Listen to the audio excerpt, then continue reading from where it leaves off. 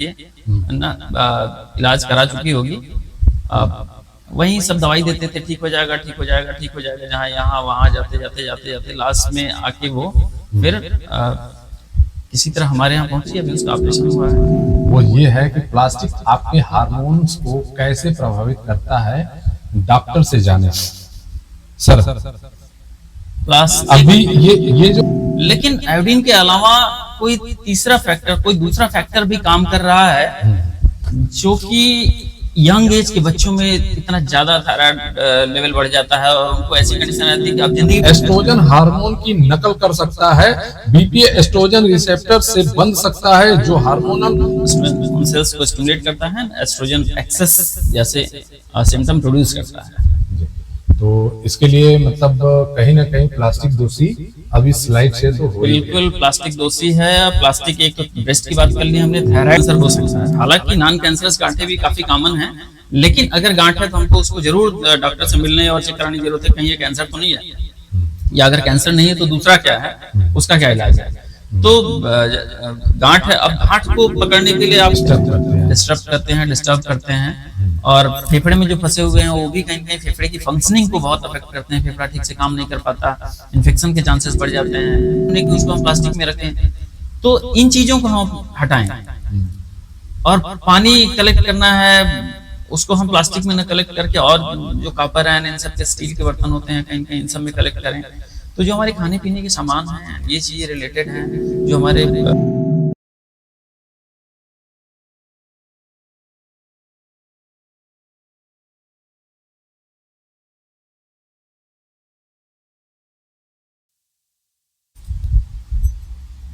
बहुत बड़े गेस्ट से मिलवाने के लिए रूबरू भी किया था।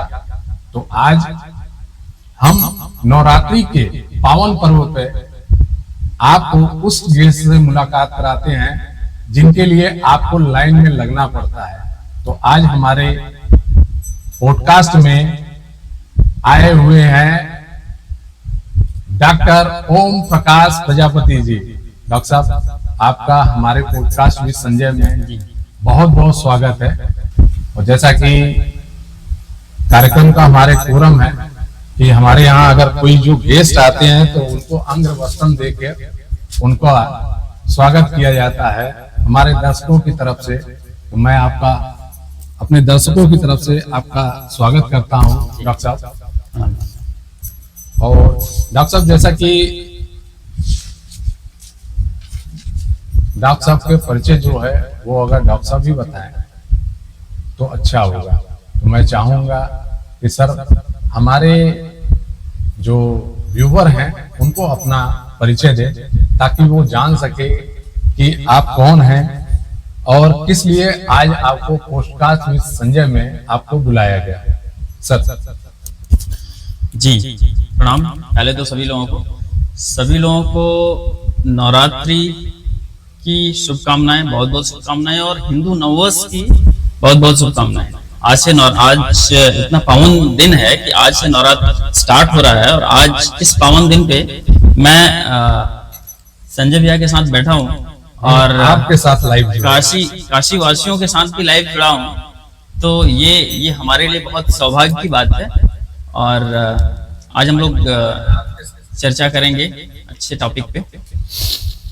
सर जैसा कि आज आपको बुलाया गया है तो सवालें बहुत कुछ हैं, लेकिन उसके पहले मैं पॉडकास्ट विद संजय है उसके कुछ नियम और कायदे और कानून हैं, उसके बारे में मैं दर्शकों के साथ आपको भी रूबरू कराना चाहता हूं कि इस कार्यक्रम का मुख्य उद्देश्य है क्या। तो इस कार्यक्रम की जो मुख्य उद्देश्य ये है कि हमारे यहाँ जो भी गेस्ट आते हैं उनके बारे में पहले हम चर्चा करते हैं कि आधा से ज्यादा लगभग 60% उनके बारे में चर्चा करते हैं कि आप किस फील्ड से हैं, हमारे दर्शकों को जरूर बताएं। साथ ही साथ 40% में हम सिंगल यूज प्लास्टिक के बारे में बात करते हैं, जो भारत सरकार ने 2022 को पूर्णतः भारत में बैन कर दिया है। वो आज कहीं ना कहीं वो हमारे आपके बीच में है और उससे तमाम तरीके की बीमारियां हो रही हैं, पर्यावरण पर प्रभाव पड़ रहे हैं। तो कहीं ना कहीं उसको हमको आपको मिलकर ही उसको धीरे धीरे अवेयरनेस एक क्रिएट करने के लिए ये प्लेटफॉर्म बनाया गया है। और आप जैसे लोग इस प्लेटफॉर्म पे आके इस प्लेटफॉर्म को चार चांद लगा रहे हैं। और मैं चाहूंगा कि सर एक डिस्क्लेमर है, इस डिस्क्लेमर को भी मैं आपके समक्ष दिखा देता हूं, और कृपया इस डिस्क्लेमर को हमारे गेस्ट और हमारे जो व्यूअर हैं वो भी ध्यान दें। ठीक है, आइए हम लोग चलते हैं। सर मैं गुजारिश करूंगा कि हमारे व्यूअर्स को जरा निवेदन कर दें कि आप ज्यादा से ज्यादा लाइव में जुड़े, और जो भी सवाल हो, क्योंकि हम लास्ट में जो भी हमारे व्यूअर का सवाल होता है उसके हम जवाब देते हैं अपने गेस्ट के मार्फत। तो सर एक बार आप निवेदन करते हैं हमारे जी। सभी काशी वासियों से हमारा निवेदन है कि इस पॉडकास्ट को ज्यादा संख्या में देखें और ज्यादा संख्या में शेयर करें, और बेसिकली हमारे फील्ड के बारे में जाने और सिंगल यूज प्लास्टिक के बारे में जो सबके लिए बहुत महत्वपूर्ण है, जैसा अभी हम आगे चर्चा करेंगे, इसके बारे में जरूर जाने, क्योंकि ये कहीं न कहीं हम सब की लाइफ को, हम सब की, हमारे खुद के लाइफ को और हमारे आसपास हमारे घर वालों, हमारे रिश्तेदारों को के लाइफ को, हमारे समाज के लाइफ को प्रभावित कर रहा है, और कहीं न कहीं प्रभावित ही नहीं पूरी तरह से नष्ट कर रहा है अगर हम कहें तो इस चीज को समझने की जरूरत है, क्योंकि हम अपनी लाइफ से अगर सिंगल यूज प्लास्टिक को नहीं निकालेंगे तो ये हमारे लिए, हमारे आगे की पीढ़ी के लिए ये बहुत घातक साबित होगा हेल्थ के पॉइंट ऑफ व्यू से। चलिए सर, जैसा कि 1 मिनट में हमने और आपने अपने दर्शकों को जुड़ने के लिए निवेदन कर दिया है, तो दर्शक तो जुड़ ही जाएंगे, आज नहीं तो कल जुड़ेंगे ही, और देखेंगे तो उस पर चर्चा वो कर लेंगे। लाइव जुड़ने का एक उनको फायदा होगा कि वो अपनी कोई भी सवाल होंगे तो आपसे वो डिस्कस कर सकते हैं। ये हमारे इस कार्यक्रम की खूबी है। अब हम आते हैं सर, हमारे जो व्यूवर हैं उनको अपना थोड़ा परिचय दे दें सर। जी, मैं डॉक्टर ओपी प्रजापति, मैं थायराइड, एंडोक्राइन और ब्रेस्ट कैंसर स्पेशलिस्ट हूँ।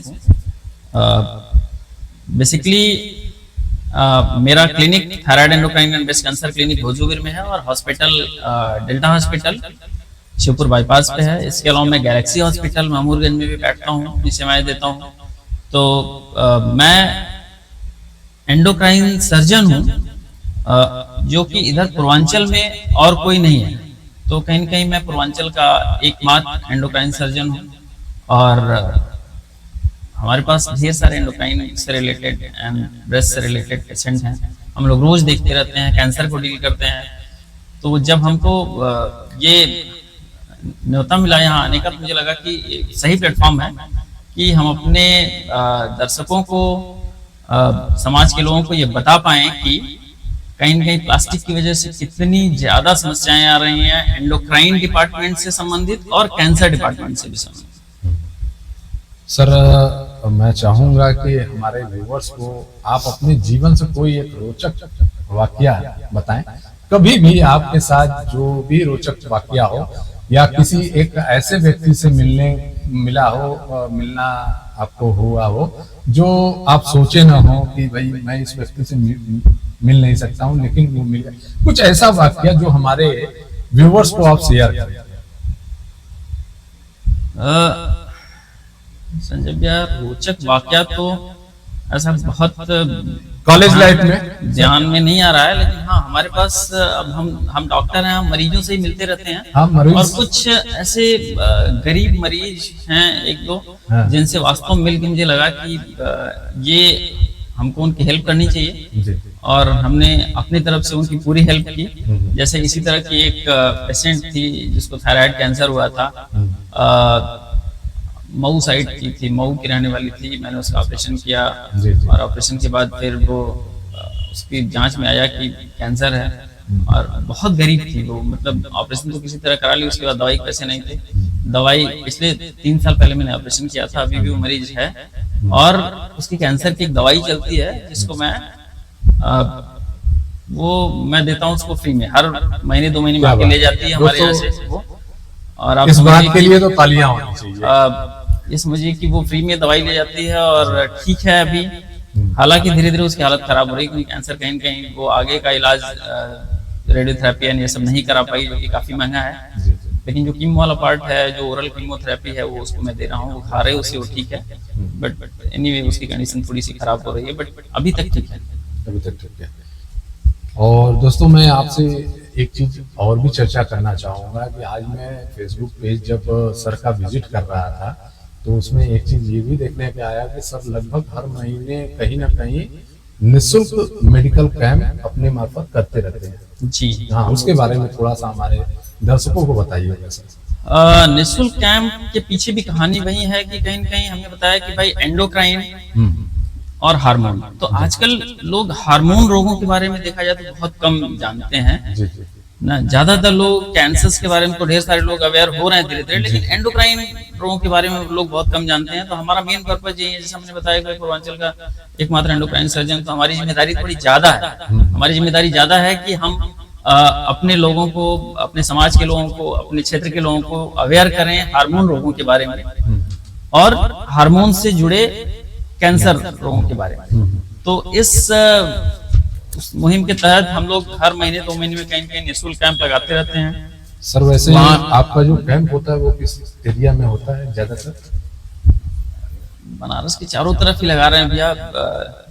पिछले 3-4 साल 5 साल से लेके तो हमको लग रहा है कि हर महीने 2 महीने में एक एरिया चूज करते हैं हम लोग, वहाँ 10 दिन 15 दिन पहले से प्रचार करते हैं, फिर कैंप लगाते हैं, फीस फ्री होती है, दवाइयाँ बांटते हैं, जांच फ्री होती है, सब चीज होती है। फिर अगले महीने फिर कोई दूसरा एरिया चूज करते हैं। तो ले देखिए बनारस के चारों तरफ के क्षेत्रों में है, तरफ के क्षेत्रों में ताकि करते रहते हैं। जी बिल्कुल करते रहते हैं।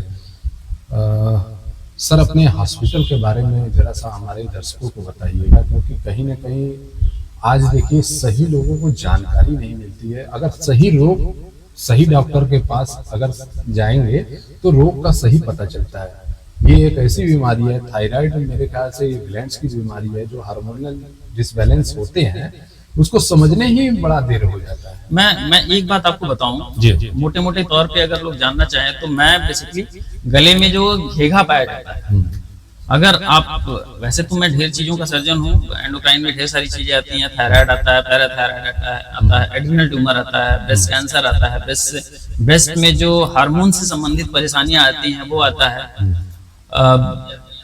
पैंक्रियाज आता है। लेकिन एक मोटे मोटे तौर पे जिसको आम आदमी भी समझ सकता है, गले में जो घेघा होता है, मैं एक्चुअली उसका सर्जन हूँ। और अभी रोचक बात एक बात आई तो अभी एक चीज और है, अभी हमारे पास एक मरीज है जिसको हमने ऑपरेशन किया है, वो सिंगरौली से आई है। और सिंगरौली में सोचिए उसको पिछले 20 साल से गले में घेघा था, और वो 20 साल से करीब 200 डॉक्टरों को वहां दिखा के ना इलाज करा चुकी होगी। वही सब दवाई देते थे, ठीक हो जाएगा ठीक हो जाएगा ठीक हो जाएगा, जहाँ यहाँ वहां जाते जाते जाते जाते लास्ट में आके वो फिर किसी तरह हमारे यहाँ पहुंची। अभी उसका ऑपरेशन हुआ है, ठीक है, मरीज 1-2 दिन में डिस्चार्ज हो जाएगी। तो ये घेघा जो समस्या है, ज्यादातर लोग इसमें हाथ नहीं लगाते हैं। और पहले तो एक समझिए कि भाई एक टाइम था जब इसको माना जाता था कि इसका ऑपरेशन नहीं हो सकता, क्योंकि ये काफी खतरनाक था। जिसका भी ऑपरेशन होता था ज्यादातर लोग एक्सपायर हो जाते थे। तो लेकिन धीरे धीरे अब टेक्नोलॉजी काफी अच्छी हुई है, काफी रिसर्च हुआ है, काफी अच्छे लोग इस फील्ड में आए हैं, तो अब ऑपरेशन इसका होने लगा। और मैं तो उसी का सर्जन हूँ बेसिकली, मैं तो रोज इसी का ऑपरेशन करता रहता हूँ। तो हमारे पास ऐसे काफी मरीज आ रहे हैं जिनको जो 15 साल 20 साल 30 साल से जो है इसे जूझ रहे हैं, और ढेर सारे लोगों को दिखा चुके हैं, और कई लोग ये बोल चुके हैं कि इसका ऑपरेशन नहीं होता या इसका कुछ नहीं किया सकता, ऐसे ही जीना है। और ऐसे लोगों का जब ऑपरेशन हो जाता है तो आप समझ सकते हैं कि उनके चेहरे की खुशी कैसी होगी, उनके घर वालों के चेहरे की खुशी कैसी होगी। तो मैं तो ये रोज अनुभव कर रहा हूँ। और आप समझिए कि घेघा और छाती से संबंधित जो रोग है उसका मैं डॉक्टर हूँ मोटे मोटे तौर पे। सर ये जो आपका जो हॉस्पिटल है, वो उस हॉस्पिटल में क्या आप केवल यही थायराइड और ब्रेस्ट कैंसर के ही रोगी? नहीं, हॉस्पिटल तो मल्टी स्पेशलिटी हॉस्पिटल है। हॉस्पिटल में तो सब का ऑपरेशन होता है, जो भी सर्जरी की परेशानियां हैं, पेट से संबंधित, कैंसर संबंधित, थायराइड, एंडोक्राइन संबंधित जो है सब होता है। बाकी लोग भी हैं, वो बाकी करते हैं, जनरल सर्जरी वाले हैं। अच्छा, जनरल सर्जरी कई लोग जुड़े हुए हैं कैंसर के, और 1-2 डॉक्टर जुड़े हुए हैं, वो भी करते हैं। कीमोथेरेपी के डॉक्टर जुड़े हैं, वो भी करते हैं। और मेरा फील्ड है एंडोक्राइन एंड ब्रेस्ट, घेघा और ब्रेस्ट कैंसर। बाकी तो ढेर सारी बातें। चलिए सर, अब हम लोग चलते हैं अपने प्लास्टिक वाले टॉपिक पे। और प्लास्टिक वाले टॉपिक पे जो पहला हम लोगों ने जो टॉपिक लिया है वो ये है कि प्लास्टिक आपके हार्मोन्स को कैसे प्रभावित करता है, डॉक्टर से जाने सर। प्लास्टिक अभी ये जो फील्ड है सर, ये आपका ही फील्ड है, और लोगों को यही नहीं पता चल रहा है कि हमें ये रोग होता क्या है कि माँ अपने बच्चे को बोलती है कि मेरे बच्चे को थायराइड कैसे हो गया। आज बच्चों में थायराइड मिल रहा है, और आज आपके कैंसर जो हो रहे हैं बच्चों को हो रहे हैं, तो ये कैसे हो रहा है? तो सर थोड़ा सा इस पे चर्चा करिएगा, प्रकाश डालिएगा। एग्जैक्टली जो आप बता रहे हैं, ये क्वेश्चन हमारे सामने लगभग रोज होता है कि जो आपने बताया कि माँ बोलती है कि सर हमारे बच्चे कैसे थायराइड हो गया, और ये हम लोगों के सामने रोज फैमिली पेरेंट्स लेके आते हैं अपने बच्चे को कि सर हमारी बेटा है या बेटी है, अभी 12 साल की है, 14 साल की है, 18 साल की है, और पता लगा उसको दिक्कत हो रही थी, वजन बढ़ रहा था, चेक कराया गया तो पता चला उसका थायराइड लेवल बहुत बढ़ा हुआ है। तो अब उनका यही होता है कि सर हमारे घर में तो हम भी ठीक हैं, हमारे घर में और कोई फैमिली मेंबर अफेक्टेड नहीं, लेकिन अचानक बच्चे में कैसे ऐसा हो गया और इतना ज्यादा हो गया, और उनको जब बताओ कि ये थायराइड है, उसकी दवाई जिंदगी भर चलेगी, तो समझ सकते हैं कि वो उनके मन की स्थिति क्या होती होगी। सही बात। तो ये क्वेश्चन रोज, अच्छा मैं भी ये समझने की कोशिश करता था कि हो क्या रहा है। कई बार वो ज्यादातर लोग नेट पे पढ़ के आते हैं कि सर कहीं आयोडीन की कमी तो नहीं हो रही है, ये तो नहीं हो रही है, लेकिन फिर जब हमारे पास आते थे तो उनको बताता था आयोडीन की कमी तो अब सरकार ने साल्ट को आयोडाइज कर दिया लगभग 20 साल पहले से, 22 साल पहले से। तो आयोडाइज साल्ट गवर्नमेंट ने यही सोच के किया कि आयोडाइज कर देंगे तो आयोडीन डेफिशिएंसी वाली बीमारियां खत्म हो जाएंगी, लेकिन कहीं कहीं देखा गया है कि ये थायराइड की बीमारी आयोडाइज होने के बावजूद भी बहुत सिग्निफिकेंट डिफरेंस नहीं आया है। इसका मतलब यह है कि आयोडीन तो एक फैक्टर था, है, शायद आगे भी रहेगा, जो भी है, लेकिन आयोडीन के अलावा कोई तीसरा फैक्टर, कोई दूसरा फैक्टर भी काम कर रहा है, जो कि यंग एज के बच्चों में इतना ज्यादा थायराइड लेवल बढ़ जाता है और उनको ऐसी कंडीशन आती है कि अब जिंदगी भर थायराइड दवाई खानी पड़ेगी। मैं भी ये सोचा था, लेकिन ये जो आपने मुझे इस पॉडकास्ट में इनवाइट किया और मैं भी थोड़ा पढ़ने एंड रिसर्च करने की कोशिश किया, मुझे लगा कि शायद हमारे क्वेश्चन का आंसर मिल गया है कि मेन है कि अब बच्चे हैं कि जिनको बाहर का सामान बहुत पसंद है, ये पसंद है, थोड़ा सा मतलब ज्यादा अच्छे घर से हैं तो और ज्यादा ऑनलाइन एंड ये वो खा रहे हैं, बाहर खा रहे हैं, कहीं बच्चे बाहर रह रहे हैं, पढ़ाई कर रहे हैं तो वहां वो खाना मंगा के ऑनलाइन खा रहे हैं। तो होता क्या है कि हर चीज में प्लास्टिक इन्वॉल्व है। मुझे लगता है कि ये प्लास्टिक की मेन कल्प्रिट है, क्योंकि मैं कई बार बोलता था उनको कि भाई आपने खाने को चेंज करिए, तो बोलते हैं कि नहीं हमारे यहाँ तो सर हमारे गांव से ज्यादातर लोगों का है भाई गांव से गेहूं चावल ये सब आता है तो वो खा रहे हैं, लेकिन फिर भी जो है बच्चे में कैसे समस्या हो गई। तो मुझे लगता है कि ये प्लास्टिक मेन कल्प्रिट होगा, क्योंकि सब कुछ सही होने के बावजूद अचानक बच्चे में इस तरह की बीमारी हो जा रही है कि उसको जिंदगी भर थायराइड दवाई खानी पड़ेगी। आइए तो सर, मुझे लगता है दूसरी स्लाइड पे चलते हैं, और जो आपके और हमारे दर्शकों के सवालों का जवाब ये स्लाइड जरूर देगा, और इसको मैं पढ़ के आपको सुनाता हूं कि पहला है हार्मोन की नकल करने वाले केमिकल। मतलब आप समझिए कि ये नकल तक कर ले रहा है हार्मोन की, वो है बिस्फेनॉल ए, बीपीए। प्लास्टिक में पाए जाने वाला एक नॉर्मल केमिकल है जो शरीर में एस्ट्रोजन हार्मोन की नकल कर सकता है। बीपीए एस्ट्रोजन रिसेप्टर से बंध सकता है जो हार्मोनल कार्यों को बाधित कर सकता है और आपके शरीर में हार्मोनल असंतुलन का कारण बन सकता है। जबकि फैथलेट्स केमिकल जो अक्सर प्लास्टिक को नरम करने के लिए उपयोग किया जाता है, आपके शरीर के हार्मोन सिस्टम को बाधित कर सकता है, जिससे स्वास्थ्य से जुड़ी समस्याएं हो सकती है। बीपीए का नाम आपने लिया। बीपीए को एक्चुअली एंडोक्राइन सिस्टम में इसको एंडोक्राइन डिसरप्टर कहा जाता है। एंडोक्राइन डिसरप्टर का मतलब है कि बीपीए ऐसा चीज है जो एंडोक्राइन सिस्टम को ध्वस्त कर देता है। तो एक्चुअली इसकी परेशानी यही है कि ये जो एस्ट्रोजन रिसेप्टर होता है, एस्ट्रोजन रिसेप्टर खासकर से फीमेल्स में पाया जाता है, जो उनकी फेमिनिटी के लिए जरूरी है। तो एस्ट्रोजन हार्मोन होता है और उसका एक रिसेप्टर होता है, तो एस्ट्रोजन रिसेप्टर पे बीपीए जाके बाइंड कर सकता है, उसकी कैपेसिटी है। तो जब वो एस्ट्रोजन रिसेप्टर बाइंड करेगा तो एस्ट्रोजन जैसा मिमिक करेगा। और जो इफेक्ट एस्ट्रोजन के आते हैं वही इफेक्ट बीपीए की वजह से आने लगेंगे। और इन सब की वजह से आप देखेंगे तो हाइपर एस्ट्रोजेनिमिया के सिम्टम्स आने लगते हैं।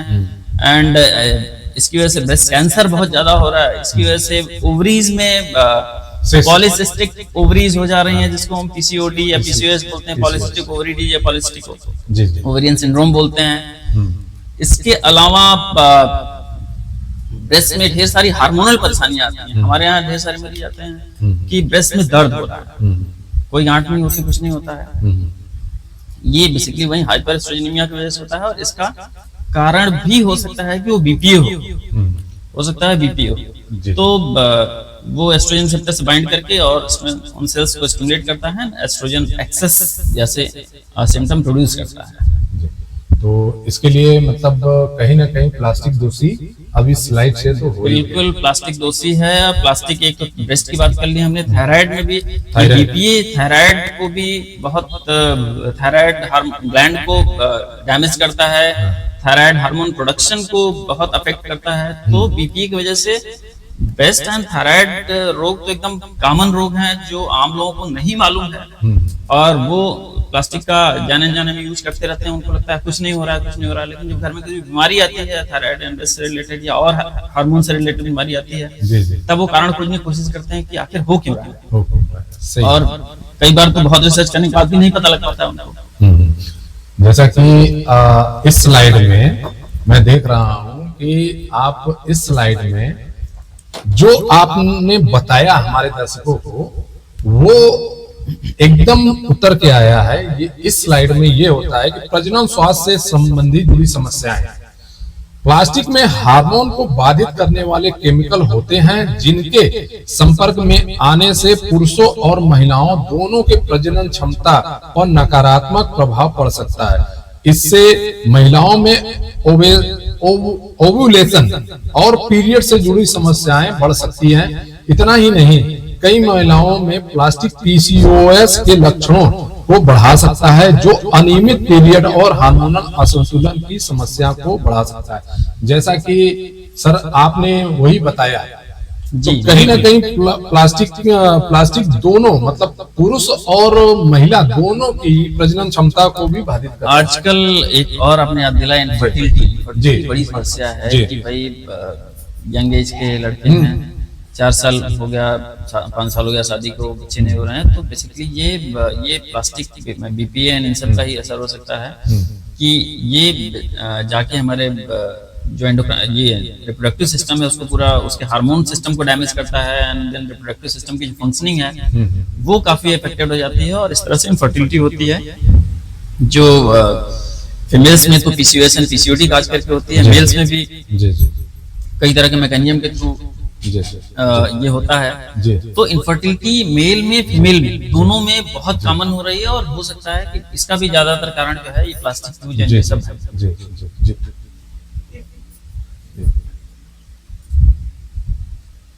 जी सर, आइए हम लोग चलते हैं कि आपके जो चौथी स्लाइड है इसमें कहा गया है कि थायराइड डिसऑर्डर प्लास्टिक में पाए जाने वाले बीपीए और कुछ फ्लेम रिटार्डेड जैसे केमिकल थायराइड हार्मोन उत्पादन में बाधा डाल सकते हैं। यह समस्या चयापचय संबंधित समस्याओं को बढ़ा सकता है जिससे एनर्जी का स्तर, वजन और ओवरऑल हेल्थ प्रभावित होता है। इन केमिकल के लंबे समय तक संपर्क में रहने से थायराइड डिसऑर्डर का जोखिम बढ़ सकता है।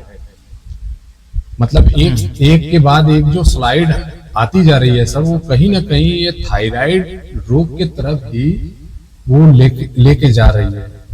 देखिए ओबेसिटी एक कॉमन फैक्टर है। कहीं कहीं थायराइड गड़बड़ होता है तो ओबेसिटी होती है, और थायराइड को गड़बड़ करने के लिए प्लास्टिक है। तो सब रिलेटेड है एक दूसरे से। प्लास्टिक ने थायराइड हार्मोन को गड़बड़ किया, थायराइड सिस्टम गड़बड़ किया, एंड उसकी वजह से फिर ओबेसिटी हुई। एंड ओबेसिटी के ढेर सारे कॉम्प्लिकेशन, ओबेसिटी की वजह से जो मेटाबॉलिक प्रॉब्लम्स, थायराइड गड़बड़ होने से जो मेटाबॉलिक प्रॉब्लम्स आती हैं वो सब हो गई।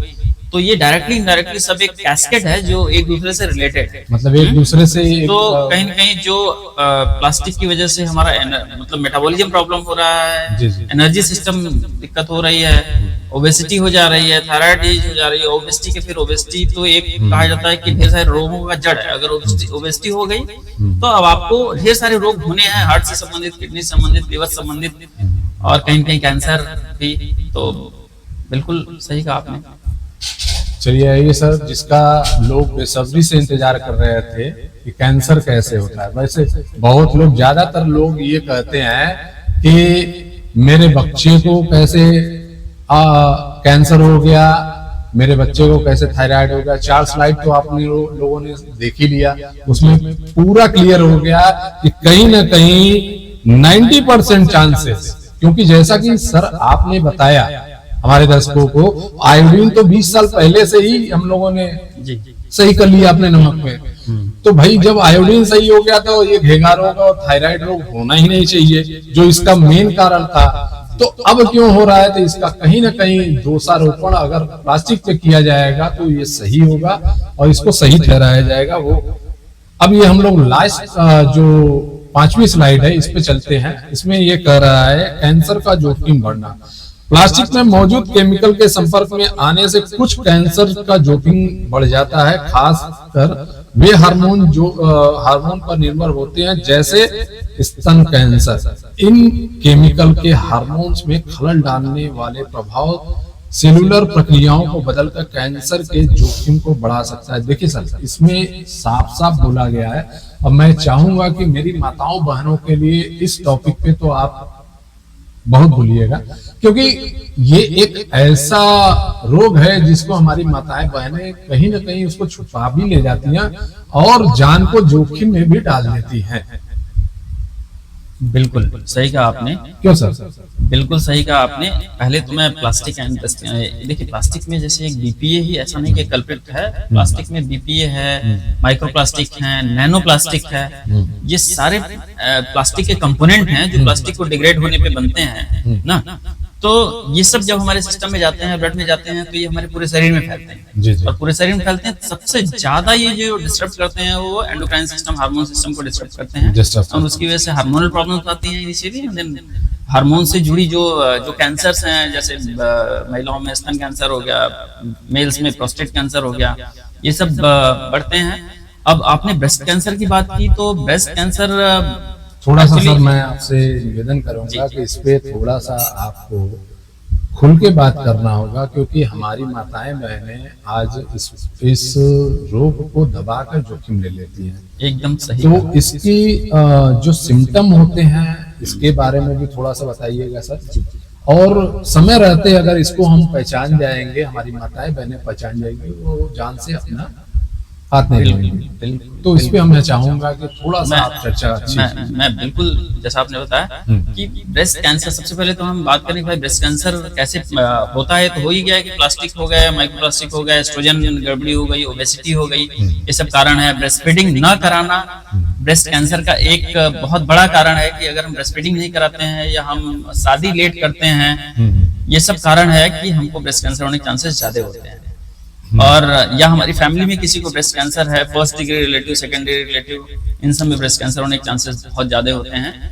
और अगर ब्रेस्ट कैंसर को देखिए होने से तो ठीक है, अगर हम अपनी हेल्थ को रेगुलर एक्सरसाइज करें, ब्रेस्ट फीडिंग कराएं बच्चे को, अपना वेट मेंटेन रखें, ओबेसिटी ना हो, तो हम ब्रेस्ट कैंसर के रिस्क को काफी हद तक कम कर सकते हैं। और अगर ब्रेस्ट कैंसर होता है तो उसका यह है कि भाई उसका जल्दी से पकड़ना है। और सिम्टम क्या? मैं वही बता रहा हूँ, इसको जल्दी पकड़ना है और इसका इलाज कराना है। अब जल्दी पकड़ने के लिए कहीं आपको सिम्टम्स समझना होगा। सिम्टम्स में यह है कि ब्रेस्ट कैंसर अगर किसी को भी होता है तो ऑलमोस्ट 99% टाइम्स ये एक ब्रेस्ट में गांठ से स्टार्ट होता है। तो ब्रेस्ट में अगर गांठ है तो वो ब्रेस्ट कैंसर हो सकता है। हालांकि नॉन कैंसरस गांठें भी काफी कॉमन है, लेकिन अगर गांठ है तो हमको उसको जरूर डॉक्टर से मिलने और चेक कराने की जरूरत है, कहीं ये कैंसर तो नहीं है, या अगर कैंसर नहीं है तो दूसरा क्या है, उसका क्या इलाज है। तो गांठ है, अब गांठ को पकड़ने के लिए आपको हर एक बहुत बड़ी चीज है ब्रेस्ट कैंसर में जो एक गेम चेंजर साबित हुई है, एक टर्म है सेल्फ ब्रेस्ट एग्जामिनेशन। आप लोग यूट्यूब पे जाके खोजिएगा सेल्फ ब्रेस्ट एग्जामिनेशन। सारी लेडीज से मैं आग्रह करता हूँ कि इसको खोजिए और इसको समझिए। इसका मतलब होता है कि हर लेडी को 20 साल के बाद हर लेडी को हर महीने में अपने पीरियड के 8वें से 10वें दिन के बीच में अपने ब्रेस्ट का खुद से एग्जामिनेशन करना चाहिए, खुद से चेक करना चाहिए। अपोजिट हैंड से राइट हैंड से left breast and left hand से राइट ब्रेस्ट करना चाहिए और इससे हमको ये जानने की कोशिश करनी है कहीं हमारे ब्रेस्ट में कोई चेंज तो नहीं हो रहा है, कहीं कोई गांठ तो नहीं हो रही, कहीं कोई सूजन तो नहीं आ रही है। तो ये एक ऐसा टर्म है जिसके बारे में अगर मैं जो भी कहूँ देखा जाए तो कम है, क्योंकि ये आप समझिए कि वेस्टर्न कंट्री और इंडिया अगर हम कंपेयर करें तो वेस्टर्न कंट्री में ब्रेस्ट कैंसर ज्यादा होता है, लेकिन वहाँ ब्रेस्ट कैंसर से मौत बहुत कम होती है। इंडिया में ब्रेस्ट कैंसर वहाँ की अपेक्षा कम है अभी, लेकिन यहाँ ब्रेस्ट कैंसर से मौत बहुत ज्यादा होती है। उसका रीजन है कि वहाँ वो लोग ब्रेस्ट कैंसर को स्टेज 1 में पकड़ लेते हैं, और हमारे यहाँ ब्रेस्ट कैंसर ज्यादातर केसेस में स्टेज 3 में पकड़ में आता है। कैंसर में 1 2 3 4 स्टेज होती हैं, तो पहली दूसरी स्टेज को हम बोलते हैं अर्ली स्टेज है, एंड तीसरी और चौथी को हम एडवांस बोलते हैं। तो यहाँ पे ज्यादातर कैंसर एडवांस में पकड़ में आता है, वहाँ पे अर्ली में पकड़ में आता है। अर्ली में पकड़ में आने का सबसे जो मेन रीजन है वो सेल्फ एग्जामिनेशन, कि उधर वेस्टर्न लेडीज जो है वो सेल्फ एग्जामिनेशन के बारे में अवेयर है, तो वो हर महीने अपने ब्रेस्ट का एग्जामिन खुद से चेक करती रहती हैं, और अगर कोई छोटी सी भी गांठ मिली तुरंत डॉक्टर के पास जाती हैं। तो अगर कैंसर स्टार्ट भी होता है तो स्टेज 1 में ही पकड़ में आ जाता है, और स्टेज 1 में अगर कैंसर पकड़ में आ गया तो आप ये मानिए कि ब्रेस्ट कैंसर जो है वो क्योर हो जाएगा इलाज से।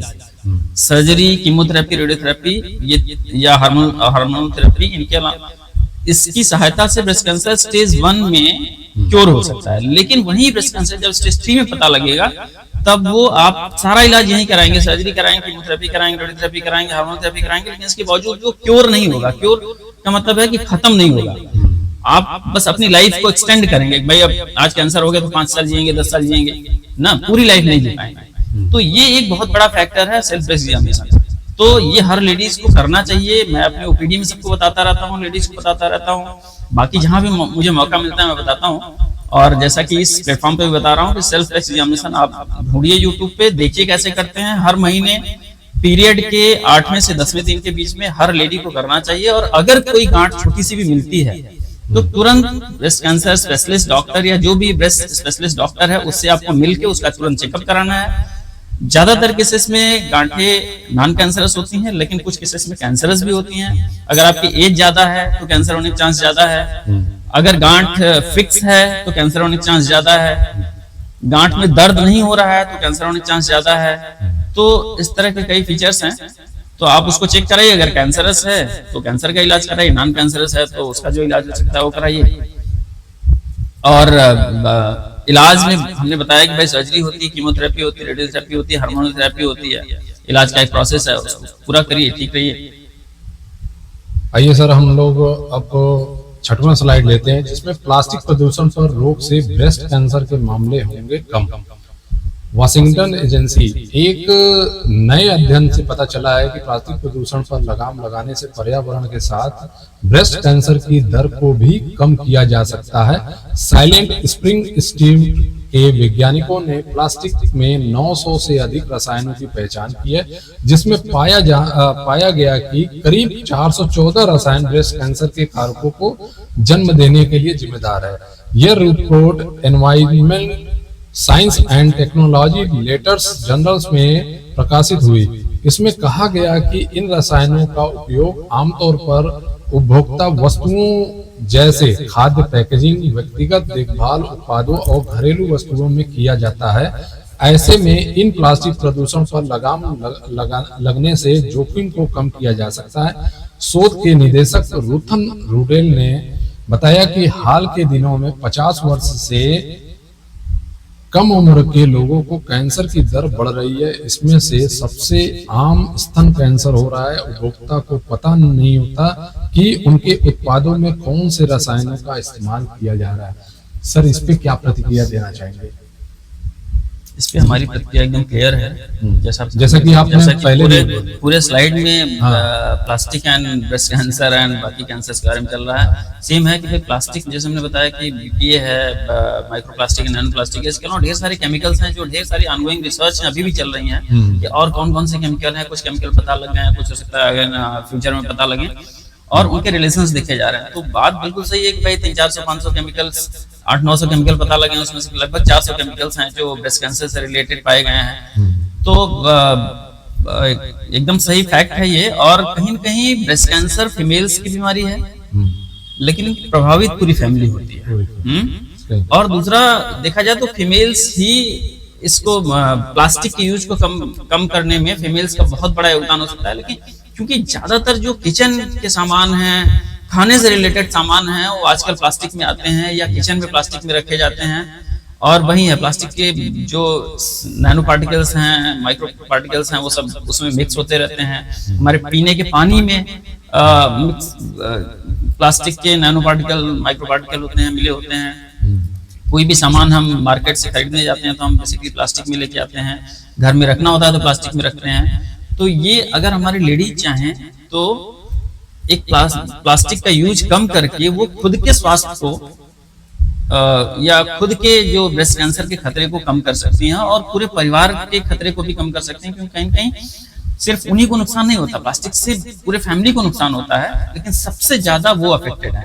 तो सबसे ज्यादा सोचना चाहिए, हमको लगता है कि सोचना तो सबको चाहिए, लेकिन महिलाओं को खास करके ज्यादा सोचना चाहिए कि हम प्लास्टिक का एकदम कम से कम यूज करें। जहां बहुत जरूरी हो कि उसके बगैर काम नहीं चल पाएगा, वही हमको यूज करना है। अदरवाइज जहां लगता है कि हमको प्लास्टिक का कोई अल्टरनेटिव है, हमको बिल्कुल किचन में हमको अपने स्टील एंड शीशे के बर्तन यूज करने चाहिए ज्यादातर, सामान रखने के लिए, सामान पकाने के लिए। आजकल एक चीज और मैं बता दूं, आजकल जो प्लास्टिक कोटिंग वाले बर्तन चले हैं, जो कि धोने में क्या बोलते हैं उसको, ओवन वगैरह में जो, हाँ, जो सफाई डिशवाशर नहीं, बेसिकली प्लास्टिक कोटिंग वाले हैं ना, आजकल बर्तन आए हैं जो कि जिसमें खाना जल्दी पक जाता है, साफ करना बहुत इजी होता है। तो वो जो उनकी कोटिंग होती है वो भी प्लास्टिक की है तो हार्ड प्लास्टिक, लेकिन आप देखेंगे कि साल 2 साल में वो कोटिंग खत्म होकर हमारे, और उससे जो है एक दो चीजें, जैसे लिवर कैंसर खतरा ज्यादा होता है, कहीं कहीं थायराइड डिसऑर्डर से बहुत ज्यादा होते हैं। तो ये सब चीजें हैं जो कि बहुत ज्यादा महिलाओं के हेल्थ को और पूरी फैमिली के हेल्थ को प्रभावित कर रहे हैं। आइए मित्रों, अब हम लोग ये 7वें स्लाइड पे चलते हैं और सांस के अंदर जाने वाले प्लास्टिक कण शरीर में कहाँ पहुंचते हैं, किस तरह की समस्याएं शरीर में हो सकती हैं। जैसा कि पिछली स्लाइड में ही सर ने बता दिया कि माइक्रो प्लास्टिक और नैनो प्लास्टिक इसका बहुत बड़ा कारण होता है। और सर आप लोगों को अवेयर भी हम लोग जो करते चले आ रहे हैं वो कहीं ना कहीं एक स्लाइड के हिसाब से ही सही उतर रहा है। चिंताजनक, मनुष्य के शरीर में हर हफ्ते मतलब चले जाते हैं 5 ग्राम प्लास्टिक के। मतलब आप सोचिए सर कि कितनी बड़ी गंभीर समस्या हम लोग अपने पास बुला लिए हैं कि कहीं ना कहीं हम लोग सांस के माध्यम से ही इसको 5 ग्राम ले लेते हैं। बिल्कुल सही कह रहे हैं, जो माइक्रो और नैनो प्लास्टिक हैं ये हवा में उड़ते रहते हैं, और हम जब सांस लेते हैं तो ये हमारे सांस के माध्यम से हमारे फेफड़े में जाते हैं।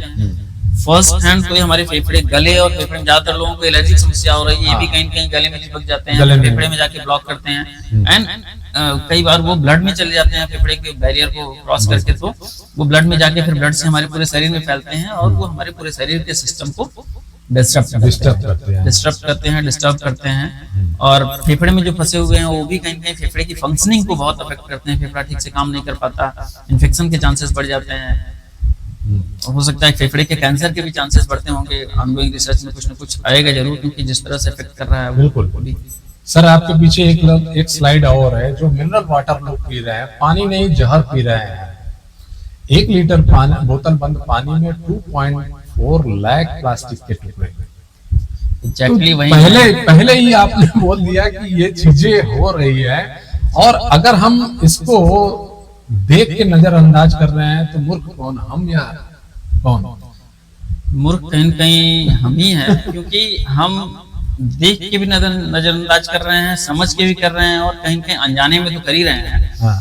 तो बिल्कुल सही कहा आपने कि जो हमारा पीने का पानी है उसमें वही माइक्रो एंड नैनो प्लास्टिक के ढेर सारे पार्टिकल्स हैं, जिसको हम समझते हैं कि बहुत अच्छा पानी है। एक्चुअली प्लास्टिक जो पानी का बॉटल आता है वो भी सिंगल यूज प्लास्टिक है। कहीं कहीं हमको उसको भी कम से कम यूज करने की कोशिश करनी चाहिए। हमने पहले बोला कि हमको अपने किचन में कहीं कहीं हमको पानी को रखने के लिए शीशे का बॉटल यूज करना चाहिए, और स्टील, कॉपर, ये सब जो चीजें हैं जो हमारा ट्रेडिशनल था, पहले कॉपर के बॉटल में पानी रखा जाता था ना। कॉपर के कुछ एंटी बैक्टीरियल गुण भी होते हैं, तो बैक्टीरिया मरते थे। अभी क्या है, प्लास्टिक में हम पानी रखते हैं, वो प्लास्टिक जो है अगर पानी गर्म गर्म होता है तो कहीं कहीं प्लास्टिक के कुछ न कुछ पार्टिकल्स उसमें जो है मिक्स होते हैं और फिर हम उस पानी को पीते हैं और हम सोचते हैं हम तो अमृत पी रहे हैं, लेकिन सच्चाई यही है कि इतना प्लास्टिक का कण होता है उसमें कि वो अमृत नहीं, एक तरह से जहर है, तो हमारे सिस्टम को जाके खराब करता है। सर आइए इस 9वें स्लाइड पे हम बात करते हैं। बीमार हो रहा इंसान, साल भर में आप निकल रहे हैं 2 प्लास्टिक की थैली। हैरान करने वाली है ये स्टडी। कहीं ना कहीं लोग ये 2 प्लास्टिक की थैली हम आप रोज खा जाते हैं, मतलब साल भर में खा जाते हैं। ये कितनी डरावनी रिसर्च है, कितनी डरावनी खबर है जिसको हम देख के भी नजरअंदाज कर रहे हैं। सर सही बात है कि हम जैसे हमने अभी तक यही डिस्कस हो रहा है कि भाई हमारे पानी में, हमारे खाने की चीजों में, हर चीज से हमको प्लास्टिक जा रहा है। तो अगर हम साल भर में निकालें या जिसने भी निकाला होगा तो सही निकाला होगा कि भाई 1-2 प्लास्टिक बनाने में कितना लगभग नैनो माइक्रो प्लास्टिक यूज होता है, वो हमारे खाने पीने के थ्रू हमारे शरीर में अंदर जा रहा है और कहीं कहीं वो हमारे सिस्टम में डिपॉजिट हो रहा है। कुछ बाहर निकल रहा होगा लेकिन ज्यादातर डिपॉजिट हो रहा होगा, कहीं कहीं जो वो हमारे सिस्टम को ब्लॉक कर रहा होगा और डिस्टर्ब कर रहा होगा। सर अब ये जो स्लाइड है ये बहुत ही मेरे लिए बहुत आंख को बहुत सुकून देता है कि अगर अभी तक जितने भी हम लोगों ने स्लाइड में चर्चा की है, कहीं ना कहीं कल्प्रिट है प्लास्टिक। अब जब प्लास्टिक कल्प्रिट है तो इस पे भारत सरकार ने 1 लाख तक का फाइन और जेल भारी पड़ेगा। प्लास्टिक से बनी 19 वस्तुओं का इस्तेमाल, जानिए क्या है नियम। तो जानने के लिए आप हमारे चैनल पे आप विजिट कर सकते हैं, इसकी सारी वीडियो बनी हुई है। सर मैं आपसे ये पूछना चाहता हूं कि सरकार ने जो ये कदम उठाया है वो सही है या कहीं गलत है, ये बताइए। अब तो कल्प्रिट तो बन चुका है। देखिए प्लास्टिक कल्प्रिट है, ये प्रूव हो गया है, सभी जानते हैं, ज्यादातर लोग जानते हैं जो भी स्टडी करते हैं। लेकिन उससे बड़े कल्प्रिट कहीं न कहीं हम हैं या हमारा समाज है, हमारा सिस्टम है कि भाई गवर्नमेंट ने तो बैन कर दिया, उस पर जुर्माना भी लगा दिया, लेकिन इसके बावजूद भी आप मार्केट में जाइए धड़ल्ले से प्लास्टिक मिल रहा है। तो वो इसलिए मिल रहा है क्योंकि जो यूज करने वाले लोग हैं वो अवेयर नहीं है, पहला। दूसरा, जो उनको रोकने वाला सिस्टम है वो भी कहीं न कहीं पूरी तरह से इफेक्टिव नहीं है। आजकल जैसी घुसखोरी है ये सब चीजें चलती हैं ना, उस भाई प्लास्टिक बैन है लेकिन फिर भी मार्केट में हर दुकान वालों के पास प्लास्टिक है, सामान हर आदमी जो है हाथ में दिलाते हुए प्लास्टिक लेके जा रहा है। तो कहीं कहीं जितना दोषी हम हैं उतना ही या उससे कहीं ज्यादा दोषी हमारा सिस्टम है, और सिस्टम को गवर्न करने वाले लोग भी उतने ही दोषी हैं कि उनको नियम तो बन गया लेकिन उस नियम का कड़ाई से पालन नहीं कर रहे हैं, और कड़ाई से नहीं पालन करेंगे तो नियम बनाने का कोई फायदा नहीं है, कोई फायदा नहीं है। और इसीलिए इतने धड़ल्ले से प्लास्टिक का यूज चल रहा है। और जनता अब कहीं न कहीं इसीलिए बात हो रही है कि भाई जनता को आगे आना पड़ेगा। हम समझें कि प्लास्टिक हमको नुकसान पहुंचा रहा है, आप समझिए कि प्लास्टिक आपको नुकसान पहुंचा रहा है, और हम जब यूज कम करेंगे तभी होगा। लेकिन साथ में हमारे जो गवर्निंग बॉडी है, गवर्निंग सिस्टम है, उसको भी समझना चाहिए क्योंकि उसकी भी कुछ जिम्मेदारी है। नियम बना देने से नहीं होगा, बनाने के बाद उसको इम्प्लीमेंट करना और इम्प्लीमेंट कराना ये भी बहुत जरूरी है। सही बात है सर। एक ये लास्ट स्लाइड है और ये स्लाइड मैं आपसे चर्चा करना चाहूंगा कि वाराणसी सड़क पर कूड़ा फेंकने वालों की फोटो खींचकर भेजे, नगर निगम से इनाम मिलता है। इसके 2 पहलू हैं। एक तो पहलू हो सकता है आप अच्छा भी समझे, आप अभी क्या सोच रहे हैं इसके बारे में थोड़ा सा हमें बताइएगा सर, हमारे दर्शकों। ये नगर निगम की एक पहल है कि भाई सड़क को कूड़ा मुक्त बनाया जाए। नहीं, इसके लिए उन्होंने इनाम रख दिया कि भाई जो सड़क पे कूड़ा फेंकेगा उसको फोटो खींच के भेजिए तो इनाम मिलेगा आपको। बेसिकली इसीलिए है कि हमारी सड़कें साफ सुथरी हो, प्रदूषण कम हो। गवर्नमेंट चाह रही है कि हमारा शहर पूरा साफ सुथरा रहे, और उसके लिए एक पहल गवर्नमेंट ने की कि भाई आप अपनी कॉलोनी को साफ रखिए। सड़क को साफ रखने की जो जिम्मेदारी नगर निगम की है वो अपनी जिम्मेदारी के लिए कर रहा है कि वो खुद सफाई कर रहा है, लेकिन फिर भी कहीं अगर कूड़ा छूट जाता है तो उसके लिए फोटो खींच के भेजने के लिए इनाम दे रहा है। तो ये अच्छी पहल है। लेकिन फिर मैंने बताया कि हर पहल तो ठीक है, गवर्नमेंट नियम बना दिया, इनाम देने लगी, लेकिन अब उसका फोटो खींच के भेजने वाले लोग होने चाहिए, या अगर किसी ने भेजा तो उस पर कार्रवाई भी होनी चाहिए जो कल्प्रिट है, और जो एक्चुअली इन्फॉर्म किया उसको इनाम मिलना चाहिए। ये सब सिस्टम जब तक बहुत प्रभावी रूप से काम नहीं होगा, तब तक तो फिर नियम बनाना और फिर कचरे के डिब्बे में जाना बराबर है। कहीं ना कहीं। चलिए सर, आज की जो आपसे हमारी बात हुई है और हमारे दर्शकों ने आपके सारी चीजों को सुना है, और जैसे कि हमारे दर्शक वो जान भी चुके हैं कि कहीं ना कहीं सबसे बड़ा दोषी प्लास्टिक है, और प्लास्टिक को हम अपने जीवन से जितना जल्दी निकाल दें उतना ही हमारे लिए पृथ्वी पे रहने का पासपोर्ट मिल सकता है।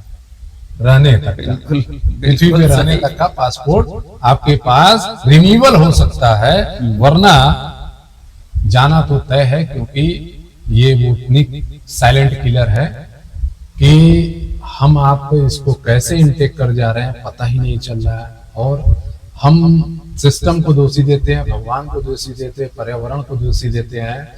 जरा सा ये नहीं सोचते हैं कि हमारी एक छोटा सा गिलहरी प्रयास, हमारा एक छोटा सा गिलहरी प्रयास, जो आप ये भी सोच के देखिए कि कल अगर प्लास्टिक नहीं था तो क्या हमारा जीवन नहीं चल रहा था? बिल्कुल चल रहा था। तो क्यों हम प्लास्टिक को अपने साथ बंधे हुए हैं? थोड़ी सी जो कहा जाता है कि जंगर चुरई जिसको कहते हैं, इसको हम देसी में जांगर चुरई कहेंगे तो ही सही रहेगा, क्योंकि देसी में कहते हैं कि जंगर चुरई की वजह से ये आज तक हमारे आपके घर में ऐसे जगह एंट्री कर चुकी है जहां से हम अपने पूरे शरीर के पोषक तत्वों को इंटेक करते हैं। तो कहीं ना कहीं इसका निकलना, हमारे जीवन से निकलना बहुत जरूरी है। और जैसा कि मैं देख रहा हूं हमारे दर्शक आज जुड़े नहीं और इनका सवाल जवाब भी नहीं आया, तो कहीं ना कहीं डॉक्टर साहब आप इस कर्ज से निर्वृत्त हैं। आपके जैसे हमारे दर्शक कोई सवाल नहीं कर पाए हैं, दर्शकों और काशी वासियों के लिए कुछ प्लास्टिक से संबंधित अभी तक जो चर्चाएं हुई है सर, उसका एक निचोड़ हमारे दर्शकों को दीजिएगा, ताकि उस चीज को आत्मसात करें। एज ए डॉक्टर आप एक प्रोफेशनल हैं, अगर मैं प्रोफेशनल की बात करूं तो उस लेवल के आप प्रोफेशनल हैं कि जो चीज आम व्यक्ति नहीं समझ सकता वो आप समझ के एक वैज्ञानिक तरीके से लोगों को आप इस सॉल्यूशन को बताइएगा कि क्या करना चाहिए प्लास्टिक के लिए। देखिए, प्लास्टिक के लिए क्या करना चाहिए, सबसे पहला तो यही है। देखिए, प्लास्टिक हमारे शरीर मतलब जीवन का एक ऐसा हिस्सा है जिसको हम पूरी तरह से तो नहीं हटा सकते, क्योंकि कुछ ऐसी चीजें जहाँ प्लास्टिक ही जरूरी है। जैसे इलेक्ट्रिक वायर है, ये सब है, इसमें प्लास्टिक ही जरूरी है, दूसरा कोई इंसुलेटर इतना अच्छा है नहीं कहीं कहीं। लेकिन जहां से हम प्लास्टिक हटा सकते हैं वहां से जरूर हटाएं। खास करके हमारे खाने के सामान, पीने के सामान ना, जो हेल्थ जो चीजें हमारे अंदर जा रही हैं उस जगह से हम प्लास्टिक को जरूर हटाएं। और मैं बात कर रहा था, जो मुझे याद नहीं रहा था, नॉन स्टिकी के बर्तन की, नॉन स्टिकी बर्तन जिसमें खाना पकाना आसान होता है, धोना आसान होता है, 2 मिनट में साफ हो जाता है। लेकिन उसका जो नॉन स्टिकी वाला पार्ट है, टेफ्लॉन कोटिंग होती है, वो इतना खतरनाक है। लिवर कैंसर एंड थायराइड की बीमारी सबसे ज्यादा जो है हो रही है तो नॉन स्टिकी, ये टेफ्लॉन कोटेड बर्तनों से हो रही है। ठीक है, और ये microplastic, nano plastic and BPA की बात हमने जो किया, तो आपके हिसाब से यही है कि जो सिंगल यूज प्लास्टिक है, गवर्नमेंट ने इसलिए बैन किया है कि सिंगल यूज प्लास्टिक, क्योंकि ऐसा प्लास्टिक जिसको हम सिंगल यूज प्लास्टिक कोई अलग प्लास्टिक नहीं है, बेसिकली यह है कि ऐसा प्लास्टिक जिसको हमको एक बार यूज करने की जरूरत पड़ती है। तो कहीं न कहीं उस प्लास्टिक को हम हटा भी सकते हैं। जैसे हमको सब्जी लाना है, जरूरी नहीं है कि हम प्लास्टिक, हम मार्केट थैला लेके जाएं, थैले में सब्जी लाएं, अपने घर में सामान रखना है उसको हम दूसरे बर्तन होते हैं उसमें रखें, जरूरी नहीं कि उसको हम प्लास्टिक में रखें। तो इन चीजों को हम हटाएं। और पानी कलेक्ट करना है उसको हम प्लास्टिक में न कलेक्ट करके, और जो कॉपर है, इन सब के स्टील के बर्तन होते हैं कहीं कहीं, इन सब में कलेक्ट करें। तो जो हमारे खाने पीने के सामान हैं, ये चीजें रिलेटेड हैं, जो हमारे यूज से रिलेटेड है, उनसे हम प्लास्टिक हटाएं ना। जहां जहां से हम हटा सकते हैं वहां हटाएं। और गवर्निंग बॉडीज को यह है कि भाई वो जो नियम बनाया गवर्नमेंट ने, बैन किया है 2022 से, उस पे कड़ाई से पालन करें, और जिसके पास प्लास्टिक पकड़ा जाए उस पे जुर्माना करें, ताकि प्लास्टिक धीरे धीरे, हम तो कहेंगे कि भाई 1-2 साल का टाइम नहीं, जब नियम बन गया है तो उसको आप 2 दिन में इम्प्लीमेंट करके उसको खत्म करिए। क्योंकि ये कोई नियम अगर आप एकाएक इम्प्लीमेंट करेंगे तो काम करता है, अगर आप स्लो इम्प्लीमेंट करने की कोशिश करेंगे तो शायद वो अप्रभावी हो जाता है। सर, हमारे इस पॉडकास्ट विद संजय जो कार्यक्रम, जो सिंगल यूज प्लास्टिक के लिए एक अवेयरनेस प्लेटफॉर्म हम लोगों के द्वारा ये चालू किया गया है, और हमारे जो सामने को जो दर्शक आपको और हमको और इस कार्यक्रम को देख रहे हैं, उनके लिए क्या कहना चाहिए, इस प्लेटफॉर्म और उनके लिए क्या कहना चाहिए?